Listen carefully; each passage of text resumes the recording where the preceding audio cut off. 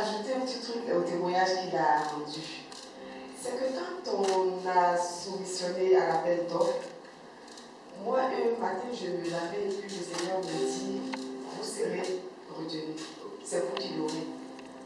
Mais, comme il a dit quelques mois, ça a duré des mois. Quelques mois après, on nous appelle pour nous dire non, c'est tel cabinet qui a été retenu. C'était pas nous. Donc j'ai trouvé ça bizarre. Je dis, mais le Seigneur ne peut pas me parler. Et puis, c'est autre chose. Et puis la semaine qui suit, on nous appelle pour nous dire non, l'autre cabinet, c'est complètement des idées et que c'est pour comprendre. Je dis pourquoi. Donc ça, c'était juste une parenthèse. Donc moi, mon témoignage, c'est d'abord, j'ai fait des études en A2, c'est-à-dire littéraire. Et je sors, après la terminale, je vais faire la comptabilité.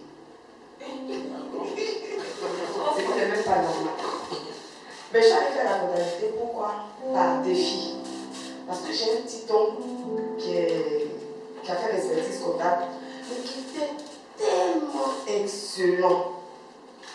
En Côte d'Ivoire, tout le monde le connaît, c'est même en fait, tous ceux qui sont dans le domaine des finances. M. Dameda doit le connaître. Tu dois avoir entendu parler de lui. Zébois Jean-Philippe. C'est mon petit oncle. Il était. Jean-Philippe Zébois. Jean-Philippe quoi? Oui. C'est mon oncle.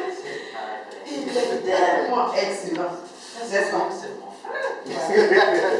Et donc. Il est brillantissime. Trop brillant. Il avait tendance en fait à nous gronder quand nos résultats scolaires sortaient. Il disait, mais pourquoi? Lui là, il a été premier. Il a 3 oreilles. Ou il a 4 yeux. Je ne comprends pas. Vous avez les mêmes organes. Comment lui, tu peux pas être premier? Ah non, il était très dur. Et comme il a fait la compta, je me suis dit, moi je vais faire la compta. Et je suis allée faire la compta. J'ai fait la compta, mais ce qui est bizarre, c'est que j'étais très bonne en compta. J'étais deuxième de ma classe quand j'avais 3 ans. J'étais très très bonne en compta. Je ne sais pas pourquoi. Pourtant, je viens d'une AD. Et quand je suis sortie, j'ai trouvé un stage. J'ai fait mon premier stage chez Socimat. Et puis après, j'ai fait un stage chez SNL, une société anglaise. Et puis quand j'ai commencé, sérieusement, j'ai eu un pincement au cœur. Je me suis dit, mais les études de compta sont trop difficiles pour qu'on paye aussi chichement. Je trouvais que le salaire n'était pas à la hauteur de tout ce qu'on... De l'effort. Alors qu'à l'école, on voyait les étudiants en commerce interne qui étaient très relax. Mais c'est ceux qui avaient de grosses conditions. Dans la société anglaise, les commerciaux avaient des prix de 5 millions, 3 millions, 2 millions 8. Et puis nous, on avait les salaires de 280 000. En fait, ça m'a choqué. Ça m'a tellement choqué qu'un jour, je me suis assise derrière l'ordinateur et puis j'ai dit, ah Seigneur, je fais tout ça là pendant 200 ans. Moi, je ne veux plus travailler derrière l'ordinateur. Je veux avoir un travail de contact. C'est comme ça que j'ai dit, papa me dit, mais tu vas aller au verre, commerce et faire. Non, je ne peux pas faire. Je vais aller faire communication, je ne peux pas. En fait, je me trouvais vieille pour faire tout ça. Moi, je n'avais que 22 ans. Et puis, pendant mon cursus scolaire, enfin, quand je faisais la compta, j'ai rencontré un Français qui avait besoin de quelqu'un pour initier son épouse en compta parce qu'il avait ouvert une société pour elle. Et moi, j'étais très bien en initiation compta. Donc, je suis allée l'initier en compta. Il me payait 80 000 francs l'heure. Oui, j'avais fait ça. C'était chic. Et donc, quand j'ai commencé à travailler dans la société anglaise, j'étais à l'essai.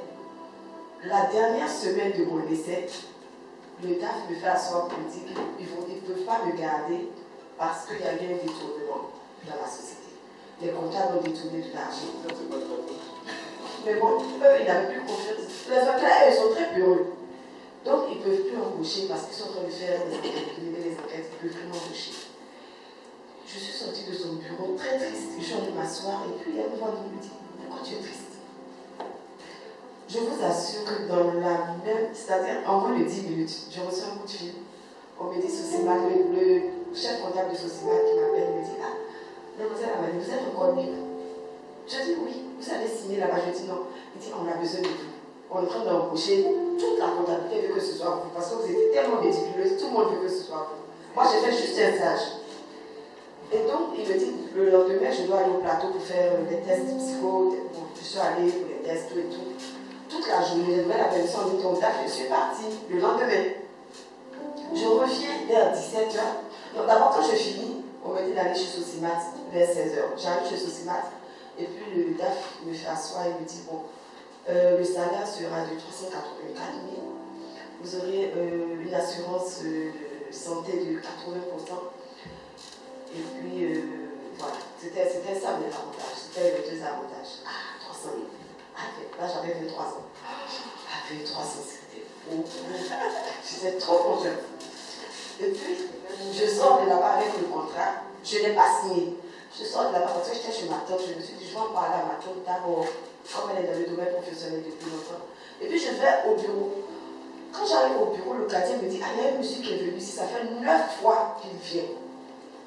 Il est venu de mon après-midi. Je dis, mais c'est qui?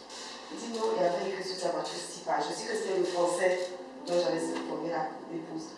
Et puis, quand on parlait, le chauffeur revenait. Il me dit, ah, le voici qui revient. Et puis, il dit, ah, voici mademoiselle Anani. Donc, le monsieur me dit, mais ah, dis-tu que le patron me dit que si je ne vous trouve pas, je ne reviens pas avec vous, je suis renvoyé. Je dis, mais pourquoi? Il dit, ah, il a besoin de vous. Je dis, bon, je rentre au moins, donner les nouvelles au DAF, et puis je retourne. Donc, c'est comme ça, il m'a attendu, on est reparti. On arrive, il me dit, ah, je vais vous embaucher. Je dis, je ne peux pas parce que je viens de Socimat, je viens de faire mon test. Tout ça, je viens de chez Socimat, ils m'ont donné le contrat. Il me dit, on vous paye combien là-bas? C'est 84 000. Il dit, mais je dis. Et on vous a donné une assurance, je dis oui. Il dit combien? 80%. Il dit non, moi je vous donne 100%. Rapatriement sanitaire en Europe. Je dis, je suis restée comme ça. Vous avez le permis? Je dis oui. Je vous donne une voiture. Je ne sais pas comment conduire. Il dit, bon, je vous donne les chauffeurs. Je dis, monsieur, calmez-vous. Je fais ce qu'il dit. Demain, je vous appelle si je suis d'accord. Et le lendemain, pareil, je l'ai appelé pour lui dire que j'étais d'accord. C'est là-bas que j'ai commencé à 23 ans. Ça a été très bien. Et donc, je voulais dire, Dieu écoute nos prières. J'ai voulu un métier de contact. Il m'a mise au recouvrement. J'étais responsable du recouvrement. Et donc, je parcourais toutes les sociétés pour recouvrer. Mais c'était une société, c'était un garage et une vendeur aussi des pièces détachées de voitures. Je ne sais pas si c'est une société d'importation de pièces auto.